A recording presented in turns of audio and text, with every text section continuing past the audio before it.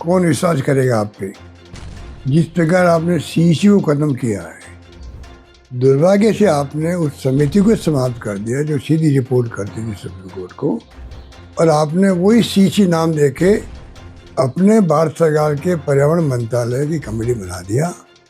बल्कि एक Indian express की रिपोर्ट है कि मिस्टर राठौड़ नाम के व्यक्ति ने तो पीएमओ में शिकायत की थी कि बहुत बड़ा करप्शन हो रहा है यहाँ पर सरिस्का के अंदर। ये नौबत क्यों आई आपके रहते हुए?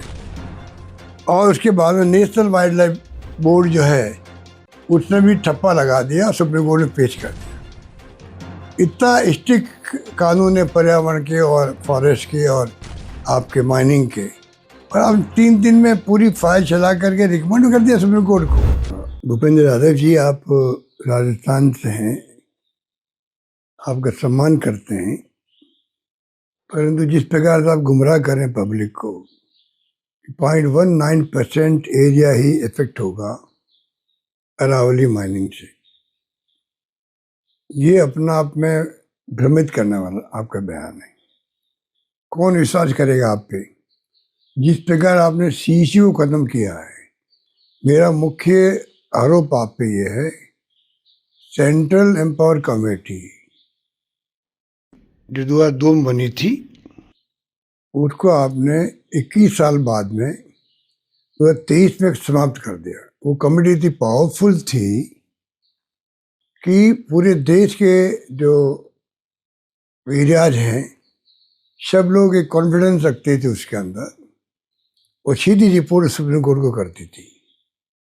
दुर्भाग्य से आपने उस समिति को समाप्त कर दिया जो सीधी रिपोर्ट करती थी सुप्रीम कोर्ट को, और आपने वही सीईसी नाम देके अपने भारत सरकार के पर्यावरण मंत्रालय की कमेटी बना दिया, जिसके पास कोई पावर नहीं है। वो रिपोर्ट देती है, नॉमिनेशन भी आप करते हैं, मेंबर रिपोर्ट देती है आपको, और आपके ऊपर है कि आप उस रिपोर्ट का क्या करें।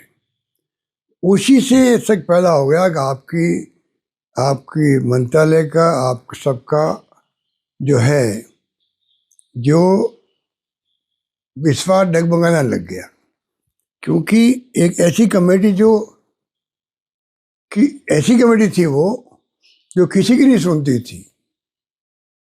उस कमेटी के आधार पे तो जनार्दन रेड्डी जी एक थे मंत्री कर्नाटका के, उनको जेल जाना पड़ा, सीबीआई ने अरेस्ट कर लिया। इतनी पावरफुल कमेटी थी, आपने उसी को समाप्त कर दिया, तब भी शक पैदा हो गया। और आपने जो अभी सरिस्का के साथ अन्याय किया है, सरिस्का का जो प्रोटेक्टेड एरिया, उसको आपने समाप्त करने के लिए जो चाल चली है, और जिस प्रकार से आपने आनंद फानन में जो क्रिटिकल टाइगर हैबिटेट था वो, उसको जो बदलने का प्रयास किया जिससे कि वहाँ माइनिंग शुरू हो सके। मैंने सुना था 50 माइन्स थी वहाँ पर, उसके कारण और लोगों को वहाँ कई तरह के संदेह पैदा हो गए। बल्कि एक इंडियन एक्सप्रेस की रिपोर्ट है कि मिस्टर राठौड़ नाम के व्यक्ति ने तो पीएमओ में शिकायत की थी कि बहुत बड़ा करप्शन हो रहा है यहाँ पर सरिस्का के अंदर। ये नौबत क्यों आई आपके रहते हुए? आपके रहते हुए नौबत क्यों आई? 24, 25, 26 जून को, इसी 24, 26 जून को 2025 के अंदर 3 दिन में राजस्थान वाइल्ड लाइफ बोर्ड ने रिपोर्ट बनाई, और नेशनल टाइगर प्रोजेक्ट की जो कमेटी होती है उसके अंदर ही पास हो गया।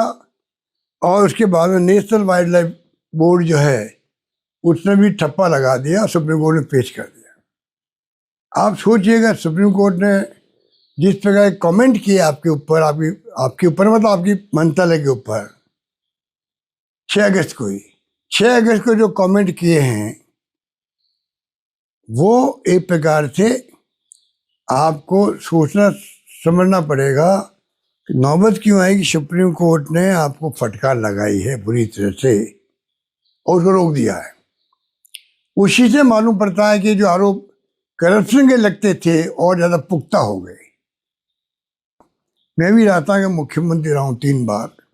मुझे मालूम है कि फॉरेस्ट के अंदर, पर्यावरण के अंदर जितने भी मामले होते हैं, उसमें दिन नहीं, महीने नहीं, कई बार ज़्यादा समय लग जाता है, साल लग जाता है, 2 साल लग जाता है उसकी कार्रवाई होने के अंदर। इतना स्ट्रिक्ट कानून है पर्यावरण के और फॉरेस्ट के और आपके माइनिंग के, और अब 3 दिन में पूरी फाइल चला करके रिकमेंड कर दिया सुप्रीम कोर्ट को। तो ये जनता इन बातों को समझती है, और कृपा करके आप भ्रम फैलाना बंद करें। आप और आपके मित्र राजेंद्र राठौड़ जो यहाँ पे राजस्थान के अंदर 6-6 पेज का आप प्रेस नोट जारी कर रहे हो अरावली को लेकर के।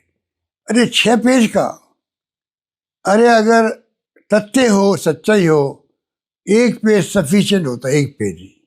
तो 6 पेज में आपका कदम देखा कि प्रेस नोट आ रहे हैं, इसलिए मतलब आप गिल्टी कॉन्शियस है और जनता आपको माफ़ नहीं करेगी।